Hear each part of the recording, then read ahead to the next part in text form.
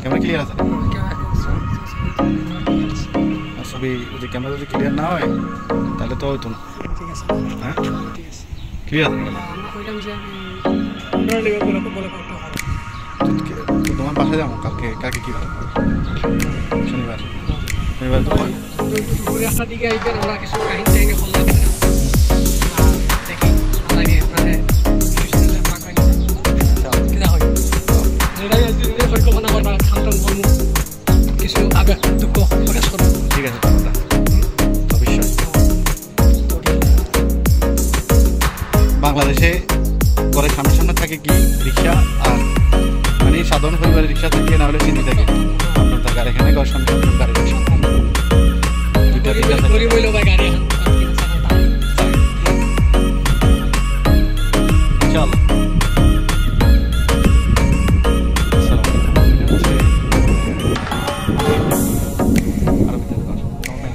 যেটা হচ্ছে আমাদের দেশে গ্রাম বলে না, গ্রাম এটা ছোটখাটো একটা মহল্লা, মোটামুটি ভালোই দেখতে।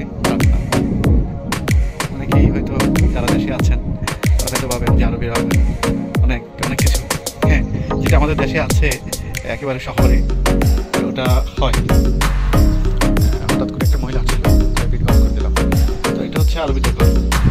আরবিদের ঘর হচ্ছে একেবারে বিলাসবহুল যে জীবনযাপন করা তা মোটামুটি ওরা আমাদের মতো। এটা হচ্ছে এগুলো হচ্ছে কি গাছ আমি জানি না, তবে সবগুলো কাটা। এগুলো হচ্ছে কাটা গাছ। হ্যাঁ, এখানে যদি কেউ যদি যান তাহলে দেখবেন যে গিয়েছেন কিন্তু আসতে পারবেন না। মোটামুটি আপনাকে সেখান থেকেই নিয়ে আসা যাবে না। এটা একটা ঘর। আর আমি এখন যে দিয়ে যাচ্ছি হয়তো দেখতে পাবেন এখানে একেবারে শুকনো শুকনো জায়গা। এই শুকনো জায়গাটা হচ্ছে আমাদের বাংলাদেশে অনেকে আমরা খাল বলি, অনেকে আমরা অনেক কিছু বলি।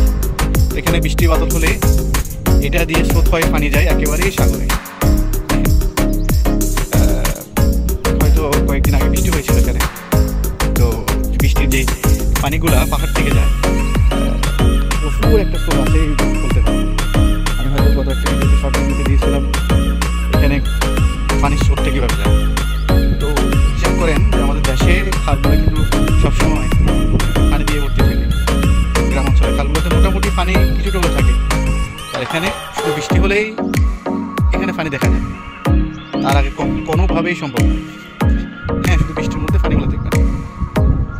আর দূরে দেখছেন সেটা হচ্ছে খেজুর বাগান। মোটামুটি মরুভূমির দেশ, যেদিকেই তাকাবেন সেদিকেই খেজুর বাগান থেকে, আর শুধু সামনে শুধু মরুভূমি। যারা আছেন, যারা ভালো ভালো ইউটিউবার, আমি ছোট মানুষ, আমার চ্যানেলটাকে বাঁচিয়ে রাখবেন এবং আমাকে সামনের দিকে যাওয়ার একটা অনুপ্রেরণা দেবেন যাতে আমি সামনে এগোতে পারি। বলা হলো না আমি কোথা থেকে আসতেছি। আমি মসজিদ থেকে আসতেছিলাম, গিয়েছিলাম নামাজ পড়তে। নামাজ পড়া শেষ, চলে যাচ্ছি বাসায়।